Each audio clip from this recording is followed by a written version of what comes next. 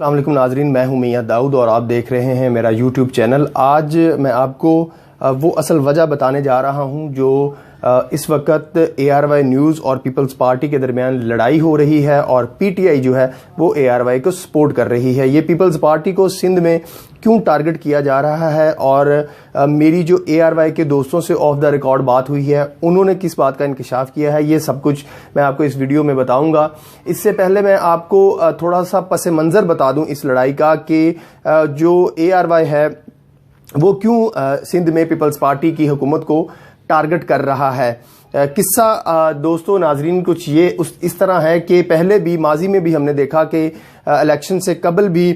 Supreme court کے bench number 1 کے ایک جج کو استعمال کیا گیا مسلم لیگ نون کو ان پاپولر کرنے کے لیے، اور انہوں نے پورا سال دبا کر سپریم کورٹ کے پلیٹ فارم سے ایک سیاسی جماعت کا کردار ادا کیا، اور سپریم کورٹ کبھی کبھی ایسے لگتی تھی کہ جیسے بینچ نمبر 1 جو ہے وہ تحریک انصاف کا مرکزی سیکریٹریٹ ہے۔ اس وقت بھی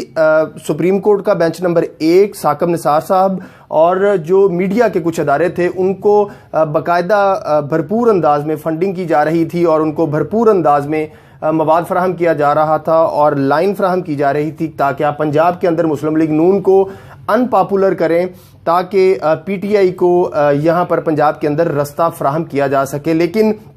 جب اب چونکہ لوگوں میں بہت زیادہ شعور آ چکا ہے سوشل میڈیا کی وجہ سے، میڈیا کی وجہ سے، تو لوگوں کو پتہ چل جاتا ہے کہ ان کی سیاسی جماعت کے ساتھ کیا سازش کی جا رہی ہے۔ یہی سازش جو ہے وہ اس وقت جو ہے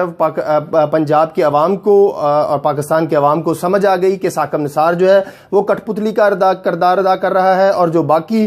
میڈیا کے ادارے ہیں وہ بھی اس وقت مجبور ہیں اور وہ بھی کٹ پتلی کا کردار ادا کر رہے ہیں تاکہ پی ٹی آئی کو جتوایا جا سکے۔ یہ ہم نے 3 سال پہلے دیکھا، لیکن اس کا نتیجہ کیا نکلا؟ اس کا نتیجہ یہ نکلا کہ لوگوں نے پھر بھی دبا کر مسلم لیگ نون کو ووٹ دیا۔ ایک بھی مسلم لیگ نون کا ووٹ جو ہے وہ پی ٹی آئی اور جنرل مشرف کی جو باقیات ہیں وہ ضائع نہیں کر سکیں لگے، بلکہ لوگوں نے دبا کر مسلم لیگ نون کو ووٹ دیا۔ اور الیکشن کمیشن کا ریکارڈ اٹھا کر دیکھ لیں، اب بھی مسلم لیگ نون کے ووٹوں کی تعداد زیادہ ہے، اور اس کا نتیجہ پھر آپ کو کیا کرنا پڑا؟ آپ نے پھر مانگے تانگے کا گلی گلی کا کوڑا کرکٹ اکٹھا کر کے آپ نے پی ٹی آئی کی پنجاب حکومت بنائی اور پی ٹی آئی کی وفاق میں حکومت بنائی۔ اب وہی پلان ہے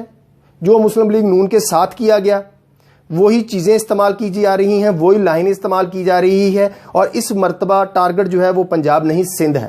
سندھ کو اس وجہ سے ٹارگٹ کیا جا رہا ہے کہ وہی ٹائم پیریڈ بھی میں آپ کو بتاؤں بالکل وہی ہے جیسے 1.5-2 سال پہلے، الیکشن سے 1.5-2 سال پہلے جس طرح پنجاب میں مسلم لیگ نون کو ٹارگٹ کیا جانا شروع کیا گیا تھا، بالکل ویسے ہی الیکشن سے تقریباً 3 سال پہلے جو ہے اب سندھ حکومت کو ٹارگٹ کیا جا رہا ہے، اور طریقہ واردات وہی ہے۔ طریقہ واردات وہی ہے۔ آپ ابھی جو کرونا کرائسس کے اوپر از خود نوٹس ہوا ہے اس میں آپ دیکھیں گے کہ سب سے بدترین کارکردگی جو ہے وہ پنجاب کی ہے، لیکن ایک بھی ریمارکس جو ہیں وہ پنجاب حکومت کے خلاف نہیں آتے۔ آپ دیکھیں گے کہ وفاقی حکومت کی بدترین کارکردگی ہے، لیکن آپ ایک بھی ریمارکس نہیں دیکھیں گے کہ وہ وفاقی حکومت کے خلاف آتے دیکھیں۔ آپ دیکھیں گے کہ ڈاکٹر ظفر مرزا کے خلاف ریمارکس تو دیے گئے، اور ایک ریمارکس میں یہ بھی تاثر دیا گیا کہ ہم ان کے خلاف آرڈر پاس کرنے جا رہے ہیں، لیکن آپ دیکھیں گے کہ ٹھیک 24 گھنٹے کے بعد وہ بات غائب کر دی گئی، وہ ایسا کوئی آرڈر پاس نہیں آیا۔ لیکن اس کرونا کرائسس کی سماعت کے دوران ہوتا کیا؟ صرف اور صرف سندھ حکومت کو ٹارگٹ کیا جاتا ہے۔ وہ سندھ حکومت جس کو کرونا کرائسس کے اوپر پوری دنیا اپریشیٹ کر رہی تھی، لیکن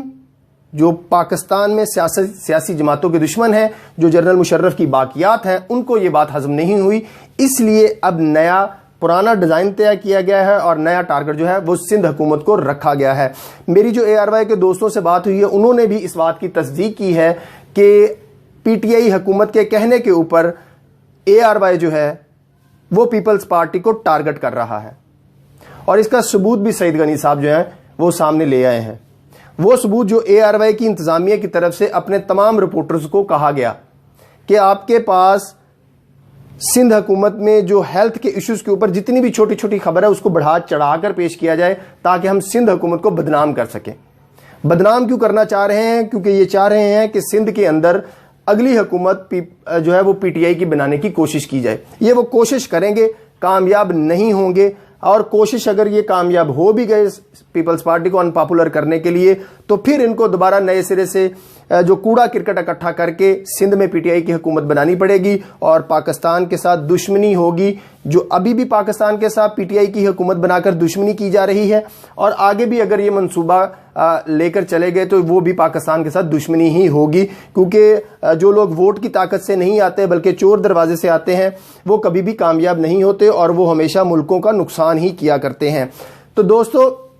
इस वीडियो को बताने का मकसद ये था कि ये बात साबित हो चुकी है कि पीटीआई जो है वो एआरवाई के साथ मिलकर आपकी सियासी जमातों को टारगेट कर रही है। एआरवाई ने माजी में भी ये शर्मनाक किरदार अदा किया और एआरवाई की तरफ से अब भी ये शर्मनाक किरदार जो है वो अदा किया जा रहा है। पीपल्स पार्टी की जो सिंध हुकूमत है, मैं पूरे पाकिस्तान के सियासी जमातों से, उनके कारकुनों से कहूंगा कि आप बिला तफरीक जो है इस वक्त सिंध हुकूमत के साथ खड़े हों, पीपल्स पार्टी के साथ खड़े हों, क्योंकि अपनी सियासी जमातों का तहफ़्फ़ुज़ करना आप सियासी कारकुनों का हक है। ये सियासी जमातें हमारी हैं, ये अच्छी हों, ये बुरी हों, ये 100 में से 70% परफॉर्म करें, ये 10% परफॉर्म करें, इसका एहतसाब करना हम आवाम का काम है। किसी अदारे का ये काम नहीं है कि वो हमारी सियासी जमातों का एहतसाब करे या हमारे सियासतदानों का मीडिया ट्रायल करे।